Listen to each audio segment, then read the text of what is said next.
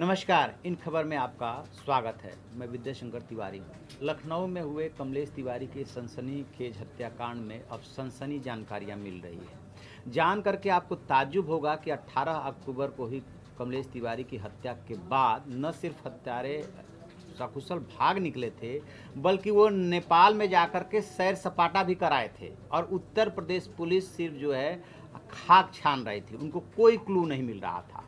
और अभी तक जो पांचों गिरफ्तारियां हुई हैं, यानी 3 पहले गुजरात से और बाद में दोनों हत्यारों की, वो पांचों की पांचों गिरफ्तारी गुजरात एटीएस ने की थी, न कि उत्तर प्रदेश पुलिस ने। कैसे पूरा प्लान बना, कैसे उसको एग्जीक्यूट किया गया, कैसे इसमें मुल्ला मौलवी बीच में सहयोग में आए, ये पूरी कहानी हम आपको बताएंगे। दरअसल हुआ क्या था कि 2015 में 1 दिसंबर 2015 को जो कमलेश तिवारी ने बयान दिया था, उस बयान के बाद से ही बहुत सारे दो बिजनौर के 2 मौलवियों ने उनके ऊपर जो है अनवारुल हक का खास तौर से नाम आया, 51 लाख का इनाम रखा था। वो तत्कालिक प्रतिक्रिया थी और असल में जो प्लान बन रहा था वो बन रहा था कहीं पे और ये 16-17 में प्लानिंग शुरू हो गई थी। उस दौरान रिएक्शन हुआ, उसके बाद प्लानिंग शुरू हो गई थी। तो जो 3 लोग आए, मोहसिन शेख, राशिद अहमद और फैजान, इसमें मास्टरमाइंड यही राशिद है जिसका कि दुबई कनेक्शन है, ये दुबई से आया था। और इसने फिर अशफाक को तैयार किया जो कि एमआर था, मेडिकल रिप्रेजेंटेटिव, और उसके साथ मोइनुद्दीन पठान को लगाया गया हेल्प के लिए। इसके अलावा इन दोनों को पहले प्लानिंग थी कि इनकी बरेली में बुला करके मौलवी के यहाँ वहाँ पे हत्या हो। उससे पहले प्लानिंग की गई थी कि किसी तरह से इनको सूरत बुलाया जाए। जब वो दोनों प्लान इनका फेल हो गया, ना तो वो सूरत बुला सके और न बरेली बुला सके, तो फिर ये तय हुआ कि लखनऊ में ही इनकी हत्या की जाए। और फिर अशफाक और मोइनुद्दीन पठान वहाँ से चले और आने के बाद वो लखनऊ होटल में रुके। और रुकने के बाद जो कहानी पहले आ चुकी है, 2 पिस्टल नहीं था, सिर्फ एक ही पिस्टल था, 2 चाकू थे। और इन्होंने वहाँ पे लखनऊ में कमलेश तिवारी की हत्या करने के बाद 17 अक्टूबर को आए थे, 18 अक्टूबर को सुबह इन्होंने हत्या की। और हत्या करने के बाद ये घंटा भर के अंदर लखनऊ को छोड़ दिए थे और वहाँ से निकल करके ये सीधे बरेली पहुँचे थे। तो वहीं पे जब ये होटल में कपड़े चेंज करने के लिए आए, तब इन्होंने मास्टरमाइंड यानी अशफाक जो असल हत्यारा है, उसने मास्टरमाइंड राशिद अहमद को फ़ोन किया था। राशिद के यहाँ से उसको मैसेज ये मिला कि आपको ये नंबर है, नागपुर में आसिम से संपर्क करना है। ये भी मौलवी बताया जा रहा है, आसिम से संपर्क करना है।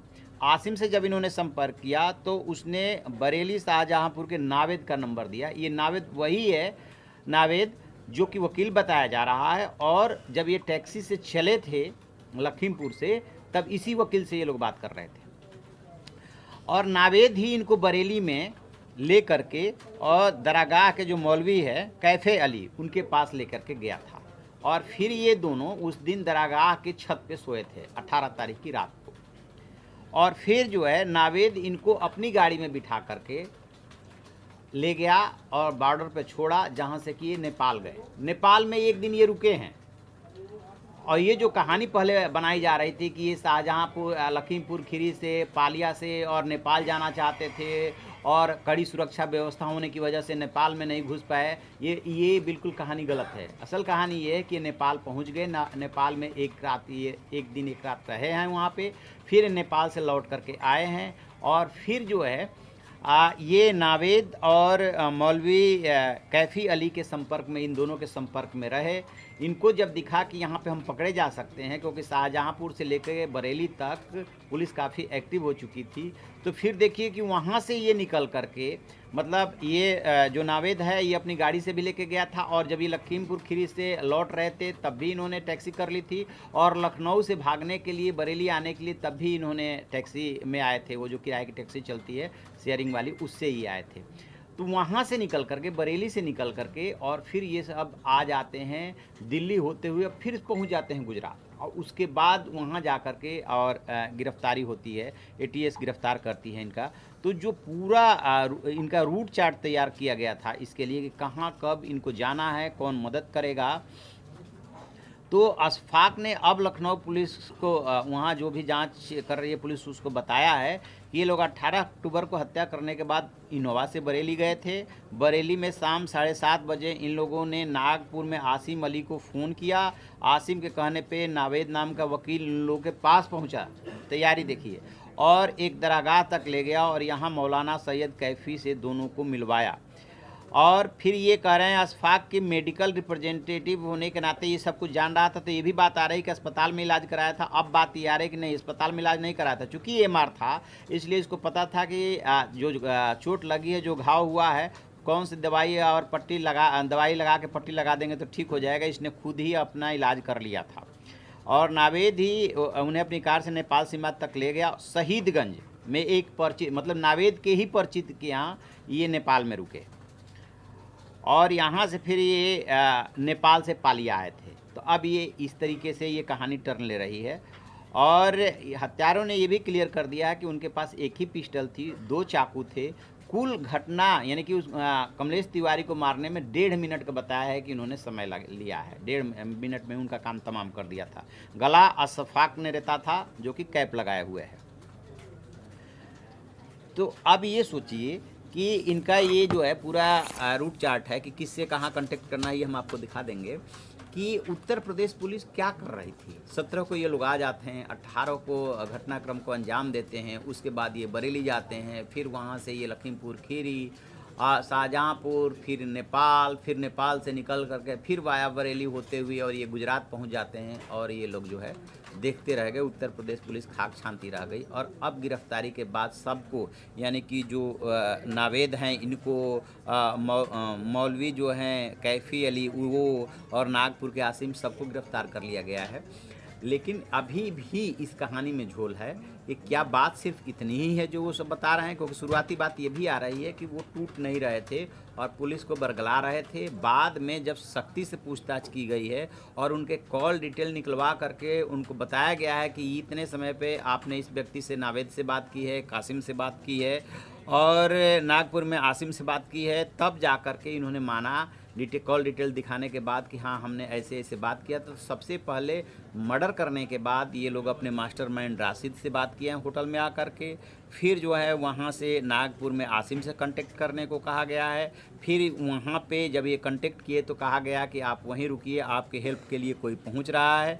तो वकील के वेश में ये नावेद पहुँचे हैं और उसके बाद नावेद ने जो है मौलवी से मिलवाया है। फिर दरगाह की छत पे ने रात गुजारी और उसके बाद इनका फिर रूट चार्ट तैयार करके दिया गया। फिर नेपाल में रुकवाने वाला नावेद, फिर वहाँ से निकालने वाला नावेद और फिर वहाँ से निकल करके और बरेली और शाहजहाँपुर होते हुए और ये निकल जाते हैं गुजरात। फिर वहाँ जाकर के राजस्थान, गुजरात में जहाँ भी पुलिस ने गिरफ्तारी दिखाई हो, ये भी संभव है कि इनकी गिरफ्तारी जो है गुजरात में हुई हो और दिखाई जा रही हो बॉर्डर पे।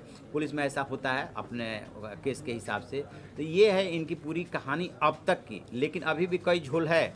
झोल से मतलब ये है कि कई क्वेश्चन ऐसे हैं जिनका जवाब नहीं मिल रहा। पहला सवाल, कोई भी हत्यारा आतंकवादी घटना हो या बदले की भावना से कार्रवाई की गई हो, उत्तेजनात्मक भाषण देने से नाराज होकर के की गई हो, कोई भी हत्यारा अपने पकड़े जाने का सुराग क्यों छोड़ेगा। और वहाँ पे मिठाई की रसीद वो सब कुछ छोड़ा गया था।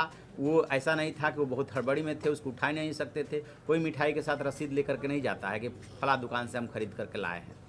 तो वो सब कुछ छोड़ा गया, अपने बारे में क्लू दिया, होटल में रुके। यहाँ तक भी समझ में आती है, वैसे ये भी समझ में नहीं आती है, क्योंकि जब भी ऐसे घटनाक्रम को अंजाम देते हैं तो होटल में नहीं रुकते हैं, कहीं और ही रुकते हैं सार्वजनिक जगह पर, जैसे स्टेशन वगैरह पर रुक लिए ताकि कोई क्लू न मिलने पाए। होटल में रुकना, फिर मर्डर करके आना, वहाँ से फिर कपड़े चेंज करना, सब जगह जो है हत्यारे क्लू देते रहे अपने बारे में। इसके बाद भी उत्तर प्रदेश पुलिस, इतने बड़े सूबे की पुलिस को कोई क्लू नहीं मिलता है। वो 4 दिन तक खाक छानती रहती है और कोई गिरफ्तारी नहीं कर पाई। सब कुछ जो क्रेडिट गया गुजरात पुलिस को गया। अभी इसमें ये एंगल आना बाकी है कि आखिरकार जो अल हिंद नाम का, जो अल हिंद ब्रिगेड नाम का जो संगठन का नाम आ रहा था और IS की जो बात आ रही थी कि जो 2 आतंकी पकड़े गए थे गुजरात में, उन्होंने IS का नाम लिया था कि हाँ वो हम उनकी प्लानिंग कर रहे हैं।